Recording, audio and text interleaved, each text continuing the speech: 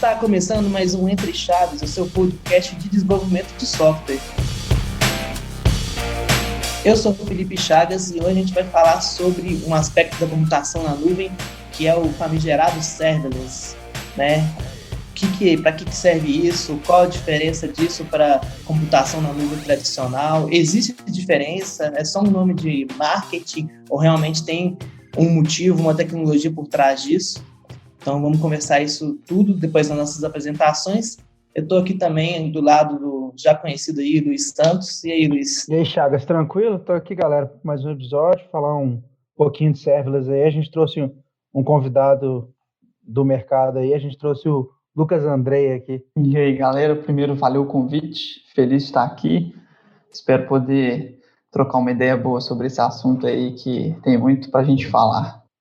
E aí, o Otávio Fonseca. Fala aí, Otávio. E também, de novo, vamos falar um pouco sobre serverless, que nada mais é do que o server, só que sem server. É server sem server, né?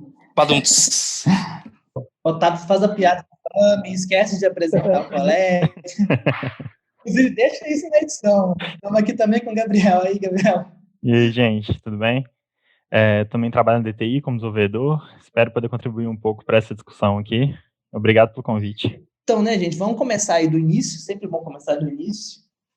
O que é serverless? Deixa o Lucas definir, o novato começa. Uai.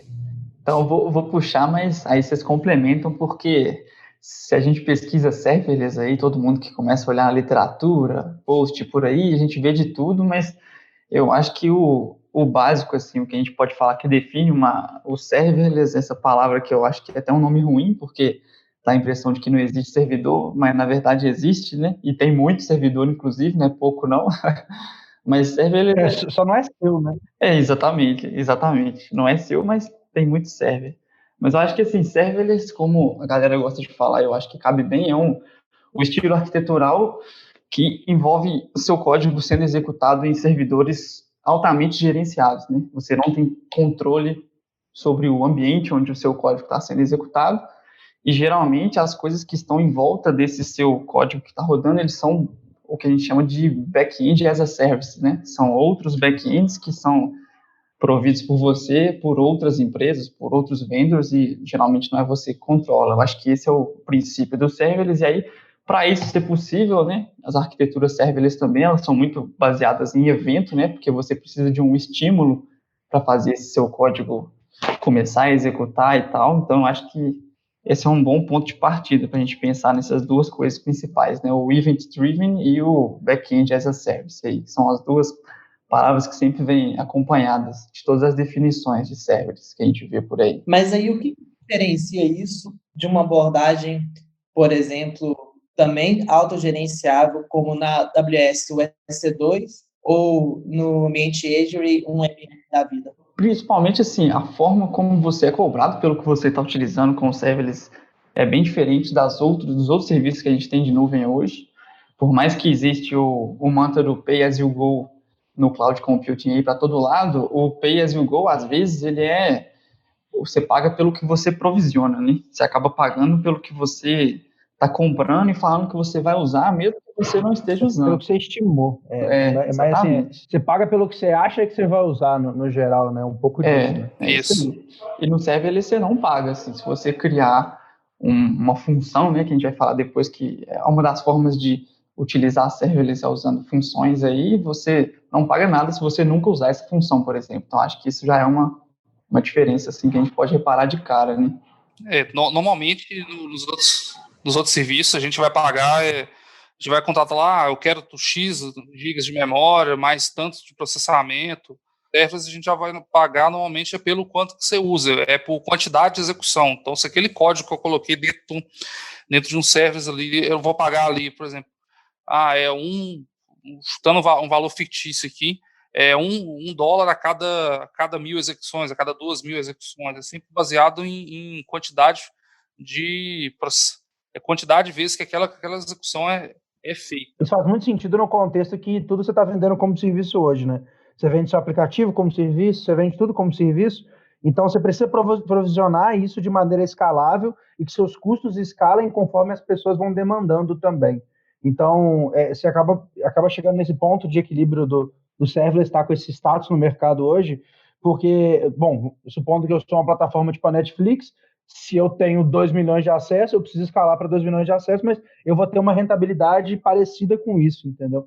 E é muito melhor do que, apesar da nuvem te fornecer recursos para você escalar de forma rápida, o serverless escala muito mais rápido. E escala automático também, né? Tem a vantagem de escalamento automático dele. Uhum. E, por exemplo, muitas vezes a gente está usando lá, a gente nem sabe que é um serverless, mas vamos supor, no caso da AWS, a gente está usando o S3, a gente está colocando um monte de arquivo lá e ele está gerenciando isso tudo. O S3, ele também é um serverless da AWS em si, e assim, você só paga pelos seus arquivos que estão lá e pelo seu uso dele em si. Você não precisa pagar, não, eu vou querer ter 1 terabyte aqui e vou ficar despertando esse recurso enquanto eu não encher e depois eu aumento. Então, assim, tem vários serviços que a gente pode utilizar isso também, né? Eu discordo um pouquinho, de um ponto de vista que eu concordo que poderia ser a questão da cobrança, ela se destaca, mas eu acho que a cobrança ser diferente é mais uma consequência da característica que o serverless tem em comparação com a computação na nuvem tradicional, do que o custo em si. Que, inclusive, você pode não ser o pay as you go, né? Você pode ter uma instância reservada ali do serverless e fechar o contrato.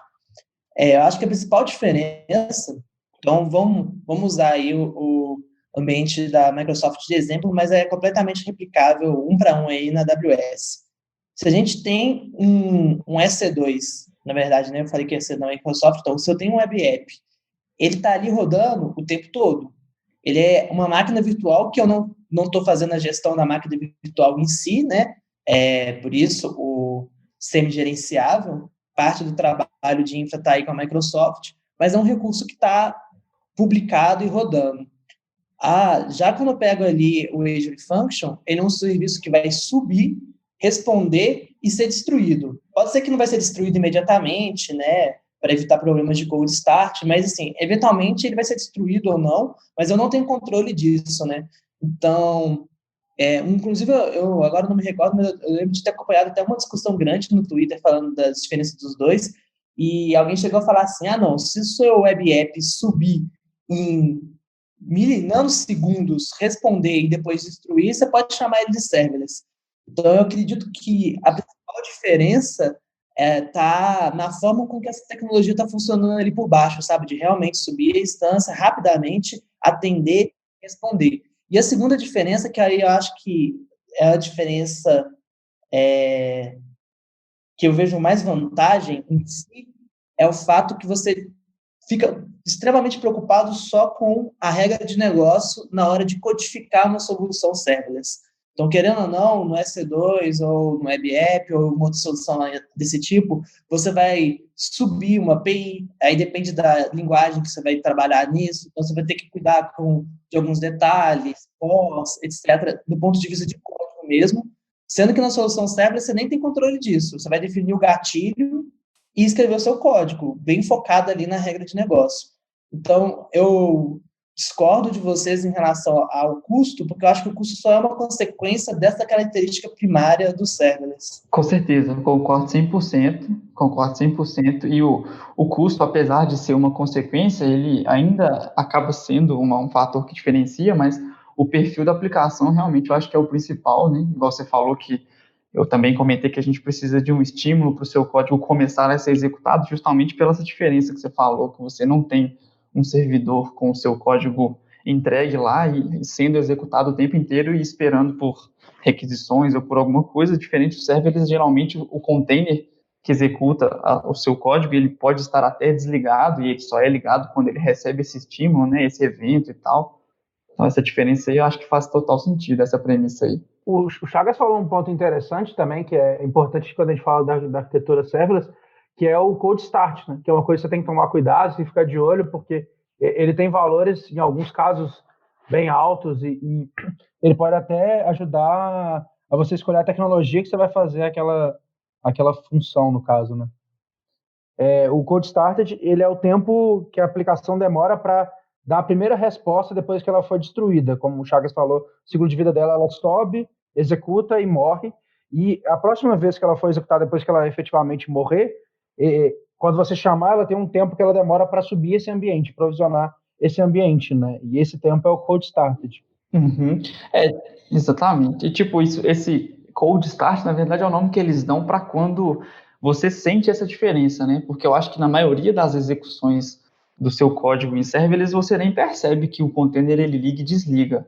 Só que existem algumas exceções, né? E isso tem vários motivos para você ter esses problemas de cold start, dependendo do seu runtime, você pode ter esse problema. Algumas tecnologias têm um runtime um pouco mais pesado, aí a galera do Java vai reclamar, mas a JVM, principalmente, algumas coisas acabam demorando um pouco mais para subir. A forma como você empacota suas dependências para serem executadas, né, nesse ambiente serverless também pode impactar na frequência que você está tendo cold start, esse tipo de coisa. Então, inclusive, é um tópico aí que muita gente tem algumas preocupações por causa do perfil das aplicações, né, que o pessoal coloca em serverless. Tem muita gente que tem pico de tráfego e acaba usando serverless por isso também, igual os meninos comentaram aí, que a escalabilidade é uma coisa automática e muito simples de acontecer, então, geralmente é um fator a ficar de olho aí, para ver se está realmente encontrando cold start. Aí tem várias técnicas que a galera acaba usando para estimular a Lambda e não fazer com que os containers desliguem, mas, de novo, né, igual vocês falaram, você não tem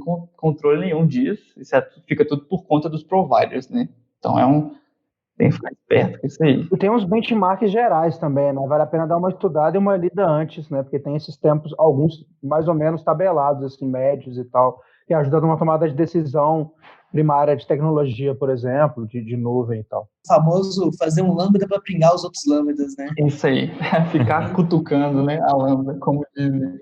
Uma técnica também que é pagar mais caro, né, para os vendors aí dos clouds e ter tiers que esse tempo ele é bem reduzido.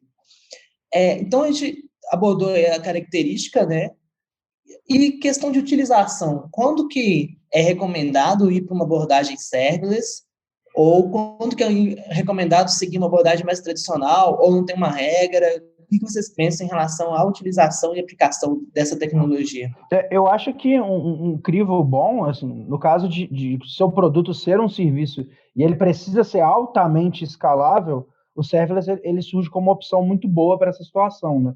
Você vai precisar de realmente, e vale a pena você pensar, assim, eu realmente preciso dessa alta escalabilidade, eu consigo atingir ela tomando outras decisões a não ser essa, porque isso muda todo o mindset de desenvolvimento, de acionar, igual o Lucas falou, você começa a trabalhar mais orientado a evento. Tem também muita questão da oscilação, né? Porque, vamos supor, quando você está provisionando um ambiente e vamos pensar, o seu pico ele é 3 vezes maior do que sua média, e aí você vai precisar manter uma configuração para chegar a 3 vezes o valor da sua média. Agora, se você usar um set e deixar isso gerenciado, por exemplo, você pode pegar e manter eles no gerenciamento automático, né? E quando ele precisar daquele pico, ele sobe, escala, você paga por isso. E quando ele não estiver utilizando, ele baixa também, sem ter essa preocupação toda, né? Assim, o que eu acho importante, eu preciso realmente ser escalável, porque às vezes seu custo vai subir tanto que não vale a pena para você, e aí é melhor realmente, sei lá, você não responder mesmo. Eu não preciso responder esse tipo de request aqui mesmo, e o meu negócio não tá para atender isso daqui, entendeu? Foi um pico necessário mesmo. É uma outra aplicação que eu queria falar aqui, igual principalmente vocês falaram muito vocês falaram sobre a questão de ser bem orientado a eventos. Normalmente, quando você trabalha igual, por exemplo, com Lambda, Azure Functions, que eu acho que, vamos dizer, são um dos principais que a gente tem de provedores nas grandes nuvens aí de serverless, é a questão da grande gama que eles têm de conectores para poder trabalhar com esses eventos. Então, por exemplo, na Lambda você consegue ter conectores que já trabalham com o RabbitMQ, consegue trabalhar com S3, consegue trabalhar com Kafka, aí você vira para a AWS, você vira para a Azure, você consegue trabalhar também com conectores com Service Bus, com Event Hub, com Event Grid. E isso, além dessa questão da gente fala de escalar a própria aplicação, a gente também consegue gerar uma grande escala de desenvolvimento, porque o desenvolvimento consegue ser bem mais simples, já que essa parte ele abstrai muito essa parte que a gente tem que fazer de acionamento. Então, por exemplo, se você for fazer um negócio com um batch, você tem que implementar toda aquela lógica para você poder ficar lá buscando do seu Service Bus, buscando do seu RabbitMQ para poder fazendo esse pooling e buscando essas mensagens. Enquanto isso, essas aplicações serverless, elas mesmas conseguem já ter isso abstraído de uma forma bem mais simples de se trabalhar. Outro fator que vocês falaram na escala, que tem que tomar até bastante cuidado, que até um problema que eu já tive algumas vezes, igual, por exemplo, você utiliza o seu serverless, ele vai escalando à medida que você vai tendo um volume de requisição chegando nele. E você tem que tomar um cuidado para garantir de que aquilo que o seu serverless está consumindo também tem que conseguir aguentar essa escala. Uma situação que eu tive aqui era que eu tinha uma situação que eu começava a ler no CFC Bus, então, assim, quando chegava o momento que eu tinha uma rajada no CFC Bus, tinha, sei lá, na casa de milhares de mensagens enfileiradas, a minha franja começava a escalar, porém o meu banco não escalava. Eu comecei a estourar o volume de conexões com o meu banco de dados. Então, isso é um cuidado também que tem que se tomar na hora de a gente fazer o projeto dessas arquiteturas serverless também. Lembra um pouco do microserviço, né? Que tudo tem que responder ao mesmo nível de abstração, né? Tudo tem que estar na mesma caixinha, assim. É isso aí. Não adianta escalar se o Otávio colocou o banco de dados, vai estourar o número de conexões simultâneas, por exemplo. Uma questão mas eu ainda acho que a questão principal não seria escala, porque o Web App, se você quiser, você configura escala horizontal e vertical também. E ele pode escalar só para o pico e depois voltar para o ponto dele ali de, digamos, velocidade de cruzeiro.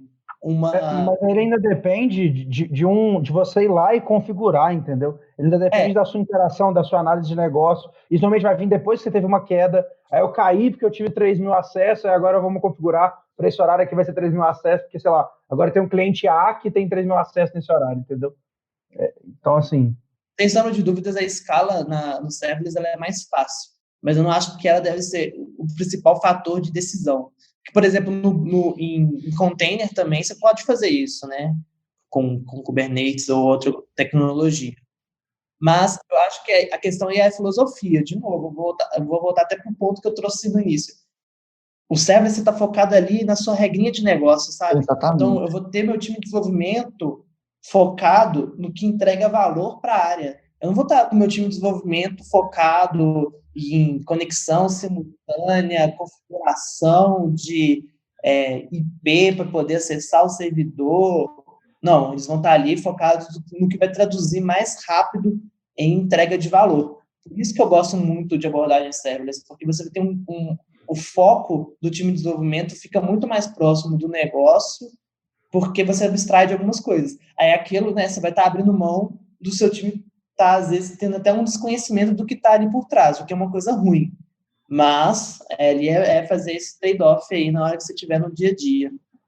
Olhando para esse lado, é quase como usar o potencial da nuvem, não no máximo, mas você está abusando da nuvem mesmo, assim. Então, quer aí, gerencia tudo para mim aí, então, né? E aí você consegue focar seus esforços nisso. Faz bastante sentido, cara.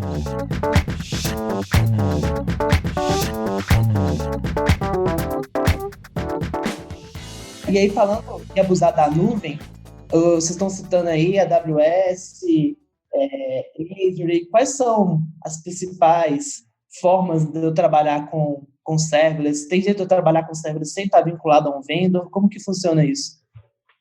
Então, hoje tem jeito, já tem soluções para arquiteturas serverless, né, que eles chamam multi-cloud. Tem muita gente que, não sei porquê, assim, mas tem muito medo de ter o vendor lock-in, né? Eu estou preso na AWS, agora eu não posso ficar preso na AWS. Eu acho que é uma preocupação que eu não sei até onde ela faz sentido. Você sempre vai estar preso a alguma coisa, seja uma linguagem, uma ferramenta, e um vendor a mais, um cloud provider a mais, eu não sei se é tão problemático, mas para responder às pessoas que têm essas preocupações aí, já surgiram, por exemplo, o OpenFaaS, que a gente estava até começando um pouco antes de começar a gravar, né?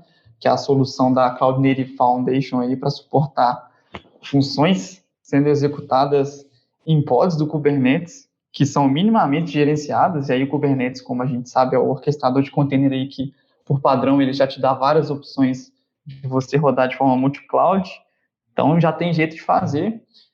Eu trabalho com o Lambda hoje, que são as soluções serverless da AWS, mas eu vejo muita gente falando muito bem das Azure Functions também, vocês até comentaram aí, mas não sei se existem muitas diferenças, não acredito que tenha, aí vocês podem até comentar sobre isso depois e tal, mas igual o Chagas falou, acho que o princípio é sempre o mesmo, seu código tem um ciclo de vida muito curto de execução ali, E a ideia de você ter os containers que são criados para essa execução, distribuídos, então o perfil não deve variar tanto, mas existem basicamente, eu vejo essas formas de fazer serverless hoje, né, que são com as funções, com seu back-end as a service lá, ou você coloca isso em um desses cloud providers, ou você vai na abordagem multi-cloud, por motivos mistos aí que cada um pode ter, né, cada perfil de aplicação ter. O André cobriu bem aí, eu fiquei até sem falar aqui, né?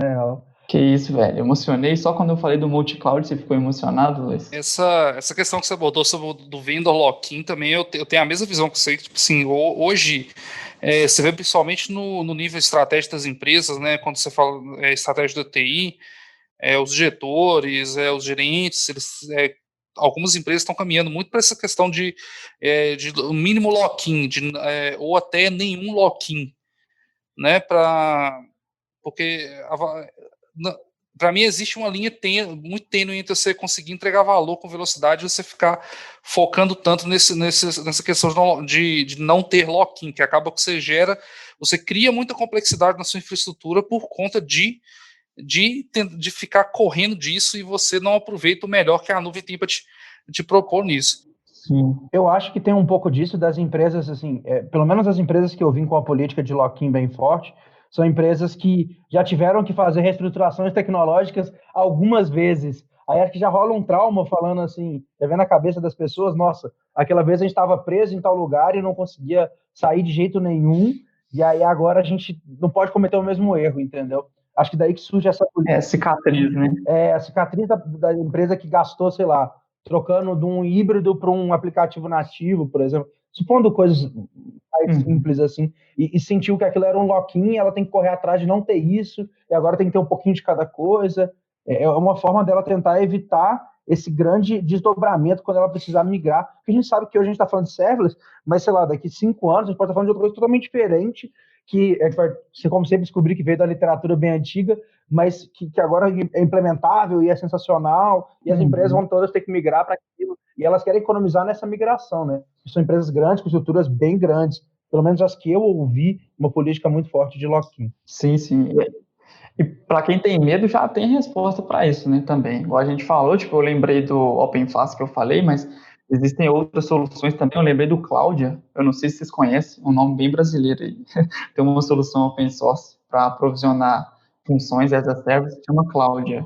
É bem facilitado. Tem o Apex também, que além de provisionar as funções em vários cloud providers, ele ainda consegue portar sua função para outros runtimes, né? Você conseguir fazer o seu código rodar no Node, rodar no Java, rodar em Python. Então, já existem algumas alternativas aí para quem tem essas cicatrizes e está com medo de ir para serverless por causa de um fornecedor ou outro. E mesmo assim, como o Chagas mesmo disse um tempo atrás, como você foca mais no desenvolvimento da sua aplicação em si, e esses vendors, mais que tenha algumas diferenças, eles têm muitas coisas semelhantes. Então, assim, você consegue fazer a mesma coisa que você faz na AWS e tem uma forma semelhante de você fazer isso lá na Azure, tem um jeito de você fazer isso na Google. Então, como você está focado no seu core, o impacto que você vai ter para mudar não é refazer uma coisa que você gastou muito esforço, como é o caso do trauma das pessoas que configuraram um servidor, vamos colocar assim, físico lá, e tiveram que fazer todas as configurações, e depois tiveram que adaptar tudo. Já é bem mais tranquilo, porque você não tem esse esforço e nem o esforço de refazer isso novamente. É um pouco menos impactante, assim. Você quase não tem boilerplate, né, em volta da sua função ali. Quase tudo que você tem é regra de negócio. Bem colocado isso aí. O ponto positivo que o Chagas gostou de enfatizar. Vendo o lock-in até no episódio de nuvem, até para não estender muito esse assunto, mas eu acho que é sempre um meio que em busca do Eldorado, sabe? Aquele santo graal que a galera está percorrendo atrás, gasta muito esforço nisso, sendo que esse esforço poderia estar sendo focado em criar aplicações com baixo acoplamento, bem estruturadas, uma arquitetura evolutiva que vai garantir esse progresso, né, e como o próprio nome fala, essa evolução da arquitetura da companhia. E quando a gente chega ali, o Otávio começou a pincelar isso, não adianta nada as functions, os serverless, as lambdas escalarem e seu banco ser uma coisa engessada que não vai dar conta disso. Existe forma de trabalhar com serverless e banco de dados? Como que seria essa questão de ter na camada da consolidação dos dados em si? Existem já até bancos de dados mesmo serverless, né? A própria, assim, eu falo mais da AWS, que eu estou mais acostumado a trabalhar com ela, mas a própria AWS já tem banco de dados serverless, você consegue utilizar o DynamoDB e você também consegue, por exemplo, utilizar o Aurora e colocar a opção de serverless nele. Inclusive, eu vi até uma comparação de, se olhando, tipo assim, o Aurora usando o serverless sem usar o serverless, porque assim, ele é um pouco mais caro utilizando o serverless dele para fazer todo esse gerenciamento. Só que vamos botar uma aplicação que você roda ela 8 horas por dia, 21 dias por mês. No final das contas, ela sai, pelo cálculo que tinha feito, lá era 1/3 do valor, utilizando o serverless justamente por ela poder, vamos botar, quase que desligar o sistema quando você não está usando e, ao mesmo tempo, suportar o pico das suas aplicações nos horários que você precisa. Então, assim, já existem várias soluções para isso também. Junto com o que o Gabriel falou aí, a gente tem também, na Azure também já tem, a gente consegue trabalhar com SQL Server as a Service. O Cosmos DB está em preview, se eu não me engano, saiu, ele está em preview agora como serverless. E até um pouco, complementando um pouco o que o Gabriel falou, uma vantagem que eu vejo grande também é quando você está montando ambientes de desenvolvimento para o pessoal, onde o pessoal está ambiente de desenvolvimento e ambiente de teste, para o pessoal começar a utilizar dentro dos times de desenvolvimento. As instâncias serverless, elas são muito boas nessas situações, porque acaba que algumas vezes você vai provisionar um ambiente ali para um ambiente de QA, que ele vai ser usado só ali durante aquele teste, durante um teste manual que o usuário possa estar fazendo, e você acaba provisionando uma instância, se for colocar uma instância gerenciada, uma instância de um SQL Server, uma instância do Aurora, lá ele vai acabar pagando mais caro, sendo que é um negócio que o cara vai usar só para poder fazer um teste ali mesmo, e fica bem mais barato também se utilizar o banco de dados serverless nesses momentos. O Chagas falou da questão da escalabilidade dos componentes que interagem, né, com o seu componente serverless. Aí eu acho que a gente tem esse problema, assim, são as formas de resolverem, acaba tendo uma interseção muito grande com arquiteturas de microserviços, assim. Não adianta você focar muito em criar aquele seu serviço que escala, igual a gente falou que as Lambda Functions aqui, elas escalam de forma automática e tal, mas o seu banco de dados, ele acaba não escalando, ou principalmente o seu sistema de mensageria, né, que a galera usa muito com as Lambda Functions também e tal. Só que, assim, a gente fala muito de escalabilidade e tal, a Lambda Function, esses serviços todos que essas plataformas oferecem, né, o SQS lá, que é o Message Bus da AWS e tal, eles todos escalam muito bem, mas a gente está falando muito da escalabilidade em termos de carga, né, de suportar fluxo, mas existe a parte de escalar, que é você criar telemetria para isso tudo, que é você ver quando está tudo funcionando, como que você faz failover, né, a flexibilidade que você tem de se recuperar de falhas, e aí esse é um ponto que é um pouco mais difícil, mas é aquele trade-off, né? É aquela troca. Você está abrindo mão, assim, de ter controle para você ter velocidade, né? Igual o Otávio também comentou, que é muito rápido você fazer o setup de um ambiente desse, que é 100% serverless para uma equipe de QA, por exemplo, e tudo mais. Só que você está abrindo mão de controle. E aí, dependendo do perfil da sua aplicação, isso não faz tanto sentido, né? Sim, por isso que eu acho que é muito válido o que o Chagas estava levantando durante toda a discussão, de que não é escalabilidade o principal fator decisório, porque você vai ter que lidar com ela em todos os outros pontos, e vai ser muito parecido com o microserviço, como o Lucas falou. Então, por isso que tem todo um fio, né, nesse argumento que o Chagas está trazendo, picado em partes aí, alimentando a gente das migalhas, de que não é o principal ponto decisório, né? E assim, a solução para isso, né, por exemplo, banco, não precisa ser um banco serverless. Você, por exemplo, o MongoDB, ele já tem todo aquele esquema de réplica set, o default, né, ele tem até o número mínimo de réplicas que está trabalhando para garantir a segurança e consistência dos dados entre as réplicas. Então, e aí seriam boas práticas gerais que não são necessariamente de serverless, né? Eu acho que o papo está muito bom, mas estamos chegando aqui no fim. Vamos para as considerações finais aí da galera. Luiz, começar de você. Tem alguma consideração, um ponto? Que de novo, quando eu fui falar lá de microserviço no início de tudo aqui, que é episódio, cara, tem que olhar muito para a demanda do negócio que você quer atender para responder se o serverless te serve ou não te serve, e todas as questões de empresa, de lock-in, que faz parte da demanda de negócio. Então, acho que é uma decisão tecnológica que tem que estar bem alinhada com o negócio. Parece óbvio, mas às vezes a gente esquece disso, desse alinhamento e de lembrar que a tecnologia está ali a serviço de uma demanda de negócio. Eu concordo com o Lucas, e tem uma questão também que, assim, a gente tem realmente esse problema, que todas as partes da aplicação têm que suportar, mas em qualquer sistema que a gente tentar pensar nisso, a gente já pode ter esse problema também. Por exemplo, se eu subisse uma aplicação que não fosse em serverless, e mesmo assim ela fosse muito potente, meu banco não conseguisse, eu teria que aumentar o banco. Ou então, qualquer tipo de processo produtivo que a gente colocasse, a gente sempre vai estar limitado botar assim, ao ponto de menor vazão, né? Então, assim, a gente tem que preocupar com o serverless nessas coisas, igual a gente tem que preocupar em qualquer tipo de arquitetura.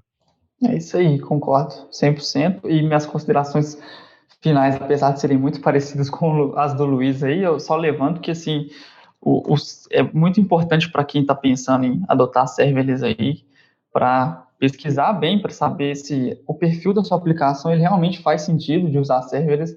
Serverless não é a evolução de alguma coisa em termos de que é o próximo passo, assim, na minha opinião. Eu acho que o serverless não é a próxima grande coisa, não é a grande inovação, igual quando surgiu aí o Docker que trouxe de volta a ideia de containers e tal. Não acho que é por aí, mas pode fazer muito sentido dependendo do perfil da sua aplicação. Se você tem código que precisa ser executado aí num ciclo de vida que é mais curto, se você tem necessidade muito grande de velocidade, de colocar coisas em produção muito rápido, às vezes, para validar uma ideia de um produto, para ver se você consegue suportar tráfego em um cenário específico, eu acho que faz sentido, mas o ferramental ainda é uma área um pouco nebulosa, assim, tudo, o ecossistema ao redor de serverless ainda é muito fragmentado, acho que não existe, tem muitas soluções que estão consolidadas, então esteja preparado aí para ter que descobrir por você mesmo muitas coisas, assim, se você for abordar se for cair de cabeça, assim, nessa ideia do serverless, né, mas tem suas vantagens, suas desvantagens, só tomem cuidado com as promessas, principalmente YouTube e artigos por aí que vendem o serverless como sendo muita coisa que, na minha opinião, não é, né, a ideia de NoOps, né, com serverless você nem precisa fazer mais DevOps, porque a telemetria já vem embutida, né, que as ferramentas te dão monitoring e tudo mais, é bem precário, talvez não seja tudo que você precisa, dependendo do perfil da sua aplicação, mas talvez seja tudo que você precisa também. Então, avaliem bem aí cada um e tomem bastante cuidado com o serverless. Concordo muito com o que o Lucas falou. E, assim, uma questão também, gente, igual o Lucas mesmo disse, vocês vão pesquisar bastante, encontrar bastante informação, mas um passo importante é a experimentação. Não toma uma decisão de, minha arquitetura vai ser serverless, eu vou fazer assim, sem você pelo menos testar, fazer um MVP, fazer um POC, fazer uma coisa do tipo, para ver se realmente aquilo atende suas expectativas, se aquilo funciona direitinho. Porque, assim, muitas coisas que a gente olha na teoria é lindo, mas na prática a gente tem que realmente ver como que as coisas vão funcionar no nosso ambiente. Eu não discordo em ponto nenhum da turma aí. Eu acho que, tipo assim, o Lambda, muita gente tem falado que as functions, o serverless está vindo para poder ser evolução dos containers, evolução do microserviço. Eu já falo assim de nanoserviço quando se trabalha com serverless, mas o mais importante que isso mesmo é avaliar a questão de quão aquilo vai ser bom para o seu negócio, do que efetivamente só uma vibe daquela ferramenta, daquela ferramenta em si. E sim e ver o benefício que ela vai trazer mesmo. Sério que o pessoal fala nanoserviço? Essa aí é nova. Cara, você nunca ouviu esse termo? Fala demais. Eu só ouço quando o Martin Fowler fala. Até lá eu vou ficar aqui sem saber. Cara, já ouvi esse termo já em algumas palestras já que eu vi. Eu acho que... Mas não dá medo não? Quando vocês ouvem, vocês não sentem medo, não? Eu fico morrendo de medo desse negócio. Cara, eu tenho medo do micro, velho. Exatamente. Então acho que por hoje é só, gente. Eu agradeço aí a presença de todo mundo. Em relação às considerações finais, acho que eu vou só na linha que o Lucas colocou, mas não é nem voltado aos serverless, é o do cuidado com os vídeos de YouTube que tem de promessas vazias, principalmente se torna um desenvolvedor em 3 semanas. Acho que não vale a pena nem iniciar esse tipo de conteúdo, não. Acho que a jornada é um pouco mais longa do que isso. Toma cuidado com o que te oferece muito, é igual o golpe da rua, é a mesma coisa. O cara ganhou na Mega Sena, tá te vendendo o bilhete por metade do preço, não é assim não, entendeu? Exatamente. Então, um abraço para todos e até terça que vem. Falou. Falou, turma. Obrigado. Valeu, galera.